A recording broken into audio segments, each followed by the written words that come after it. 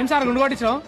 Hello everyone, ఈ రోజు నేను అండ్ యూనుస్ ఇద్దరం గుండు చేపించుకుందామని డెసిషన్ తీసుకున్నాం. అయితే డైరెక్ట్ గా సెలూన్ కి వెళ్ళలేదు, ముందుగా టెక్నాలజీని కన్సల్ట్ చేశాం. మా ఫోటోస్ ChatGPT లో అప్లోడ్ చేసి క్లీన్ షేవ్ హెడ్ అని ప్రాంప్ట్ ఇచ్చాము. రిజల్ట్ చూసాక పర్లేదులే బానే ఉన్నాయి అని కాన్ఫిడెన్స్ తో ఫిక్స్ అయిపోయాం.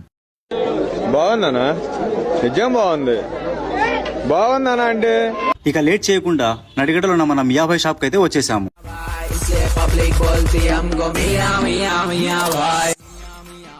అండ్ ఇంకా యూనుస్ అయితే ఫుల్ కాన్ఫిడెన్స్ అన్న ఈ రోజు పక్క గుండు అని ఫిక్స్ అయిపోయాడు.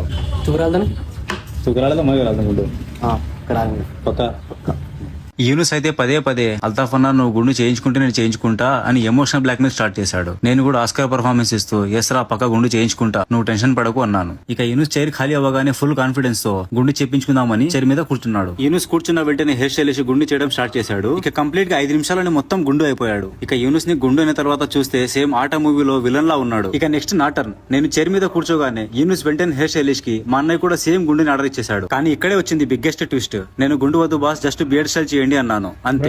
గుండు గుండు గ్యాన్ అక్కో ఖాళీ బియర్డ్ కొను బస్.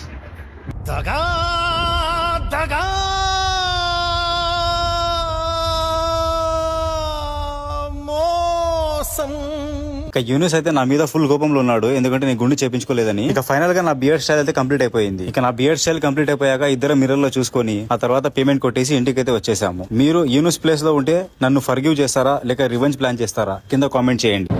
నాకు గన్ ఇస్తారా?